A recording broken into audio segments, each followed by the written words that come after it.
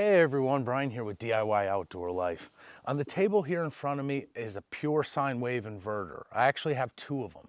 This one is a 2000 watt inverter that lets me know how large of an appliance I can actually run off of this. This one over here is a 3000 watt inverter. This is going to mean that I can actually run multiple large appliances at the same time with this device. They make other sizes as well. For today's video, I want to go back to basics. We're going to talk about the fundamentals of how these work, why we need them, when you should use them, when you shouldn't use them, and there's going to be some history that'll help make sense of that. I know this video would do a lot better, get a lot more views if I just danced around and made pots of coffee hooking these up to batteries, but I don't think that really helps people. If you're patient with me today and we can kind of go through the super beginner friendly way of understanding the nuts and bolts of these, everything else we do from installation, sizing, modification, that's going to be a lot easier sitting on that foundation of fundamentals. So I hope you're patient with me. We'll go through all of those things today. But first, let's try to save you some money if you're interested. So these inverters are made by BougeRV, and you guys know that we love the BougeRV company. Now, I don't get paid to say that. The reason I tell people that is because they constantly position high quality products on the market and they charge less than the competition. It becomes really easy to recommend them. I do use higher quality stuff, like I have a Victron Phoenix and a Multi-Plus that I work on. They're a little bit nicer, but they cost a lot more money. So 95% of the time I point people towards BougeRV for these products, and I have a limited time 25% off coupon. That's crazy. I'll put that information in the video description. They threw a 18% off store-wide coupon. It's a limited time. It's to save a bunch of money for the holiday season. And of course, they're trying to rope you into the website, but it works for me. So check out the links in the description if you're actually in the market for this stuff. But now, let's get into what these things actually are. So in the most basic sense, an inverter device like this has the capability of plugging into a battery. It has an input where it draws off the type of electrical force that a battery puts out. It transforms that, so on the output side, you have a household receptacle, a household outlet. So this is a transition device. It's a bridge that allows you to run household 110, 120 appliances while drawing from a battery. So it becomes an essential piece of off-grid gear for more complicated systems in our cabin or in an RV, but there's still a lot of do's and don'ts here. We can't just plug this into any battery and expect to get the best results. There are some fundamentals here. So what we're gonna do is go back in time and kind of make our way to where these devices came out. So folks, a couple hundred years ago, people were lighting up their homes with whale oil lamps and using candles and setting things on fire to be able to see at night. But there's a lot of really smart people in our world. And some folks discovered that electrical force occurs in nature. Whether you're sliding your feet on the ground and giving a static shock or a bolt of lightning comes from the sky, we knew that we were eventually going to be able to harness that natural force and be able to make our lives easier. Now, not long after that, folks realized that we had these naturally occurring magnets. They would snap together one way, or if you turn it the other way, they actually push each other apart. And we discovered that these two forces are actually closely related. It was people studying electromagnetism that came up with our first ideas of what we use for modern electricity. We discovered that if you take magnets and you spin them around with a copper coil around them, and you can wind them up with your hand, that actually induces electrical force. We can now create electricity.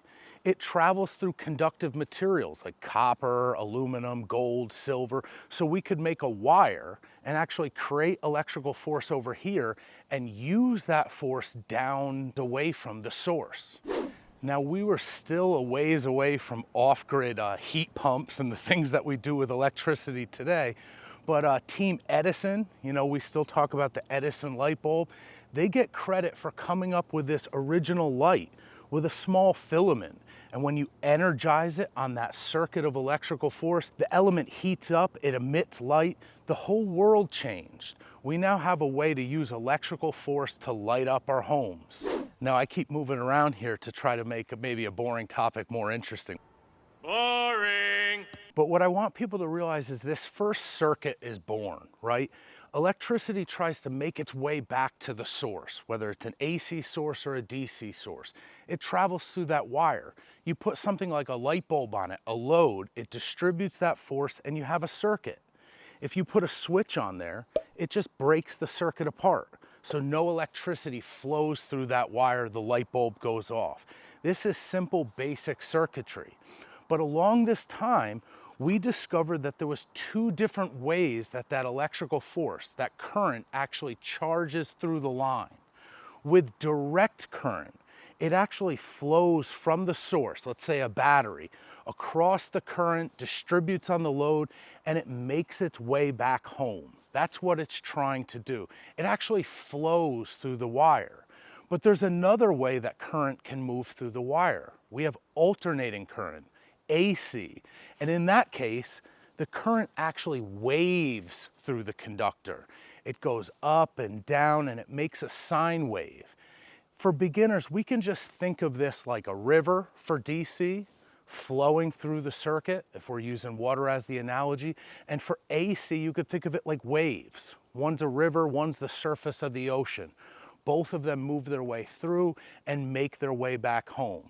Sometimes with AC, because your wire's not actually shaking, we demonstrate the current moving through, like if you pump a rope up and down and you see the waves actually travel their way through. Now, like everything else that human beings do well, we started to fight about the type of electrical force we were going to use.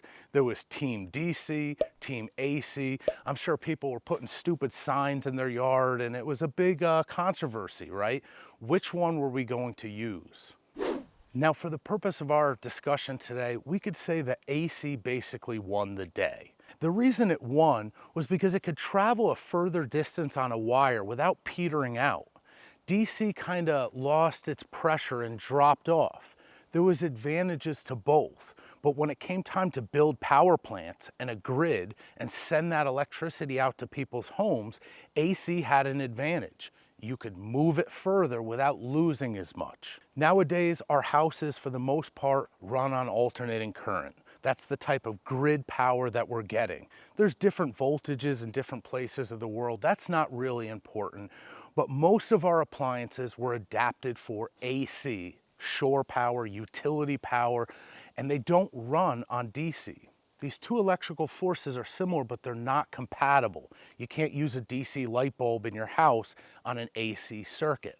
So AC got pretty popular, but DC took on a life of its own as well. With the advancements with batteries, these put out DC. They actually used electrochemical storage, so you could store some electricity, charge it up in one location, move it somewhere else, and have portable power. These systems were predominantly DC. And the first applications where the technology really ran away was on boats. And we still use that terminology today. With our RV, we refer to shore power, the type of electricity that boats got when they were on shore and could connect to the utility. But the boats needed to be able to go offshore. They didn't drag an extension cord with them, so they had battery systems. These boats had to have an AC system and a DC system, and eventually some sort of bridge or intermediary to get these two systems to work together. And now we're getting up to where inverters and converters come into the equation. Another scene change. This is giving me an excuse to take a walk while I'm making this video. So a converter, this is so commonly confused by beginners. A converter takes utility power, AC power, and it smooths it out. It converts it to DC. Converters exist all over the place. They come on almost every single camper. They would come on a lot of these boats as well. Your camper comes with a converter because your appliances, your lights, your fan, your water pump, all of those are DC. They have to be so that when we go off grid, they can run on battery. But when we have shore power, we need a device that can take that almost infinite source of power and convert it to DC. It also does that conversion to charge the battery. So we have converters all over the place. You know, when you plug your laptop in, I don't know where my phone is, but your phone, every portable device now runs on DC. So when you plug them into an outlet, even that little block on your phone is a converter. But beginners get this confused. An inverter does the opposite. An inverter is going to take from your battery and make something like shore power. I think of, this is not a really good mnemonic device, but converters with a C as making camping power, making the 12-volt portable power, or like an electric vehicle, a car, converter, leads to DC. An inverter that we're talking about today, that makes in-home power. It takes from the battery, but it makes the type of power that we use in our houses. Maybe that won't help anybody out, but we have to start to tease these apart. Every day I see 20 questions about inverters when they're really referring to a converter. So it is an important distinction. So as promised, we'd make our way back home. Now in the modern day, we have these inverters, these devices that we hook to a battery to use household power. This really isn't a super beginner-friendly topic. I'm trying to get there the best that I can, but I've had a lot of people run into trouble because they don't understand what's going on here. When this draws from a battery and makes that transformation, it does some pretty cool stuff. There's some advanced electronics in here. The first thing it does, there's transformers and pulse width modulators and switching and all of that stuff. The first thing it does is it has to boost a 12-volt battery up to 110 or 120 volts. That's the voltage of our utility power that most of us use in home. So we think of that like water pressure. The voltage is what's pushing that circuit around. The higher the voltage, the more oomph that current has when it moves through the circuit. The current, we measure it in amps, that's like the package being delivered. So a high voltage and a low current, think of that like a baseball pitcher throwing a small mass really fast. It hits the catcher's glove with a certain amount of oomph. That's what wattage is. Wattage takes the speed and the mass together. You know, it takes the potential and the current together to come up with wattage. You don't have to be an expert here. I just want you to get the basic gist. You can actually lower the voltage, lower the speed, and increase the size of the package, and you get the same wattage. So if you have 10 amps and 120 volts, that's 1200 watts.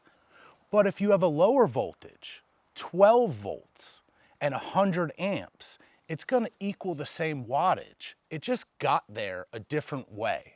So don't be intimidated here. I just want the fundamentals there so we can discuss what's going on. We have a 12-volt battery. We want 120 volts coming out of this. So it boosts the pressure, like a pressure pump, to up that voltage.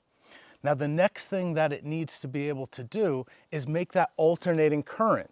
So it chops that DC up into tiny pieces and it switches it back and forth really fast. So it actually creates that sine wave, and that's what's going on here. Think of it like a river flowing in and a wave pool coming out. It boosts the voltage and it creates waves on that current, and that's the basic overview of what we're doing here, but it's going to reveal a couple things. There's actually an elevated safety risk when using these inverters, and we have to touch on that. 12 volts, like the battery we're using, that doesn't shock you. You can grab both the terminals. Everyone's a little bit different, but it has to get up in the 50-volt range before I even start to feel a tingle on my hands. There's not enough potential there to turn you into a load. But when it makes that transformation, 120 volt AC will shock you. It can actually kill you.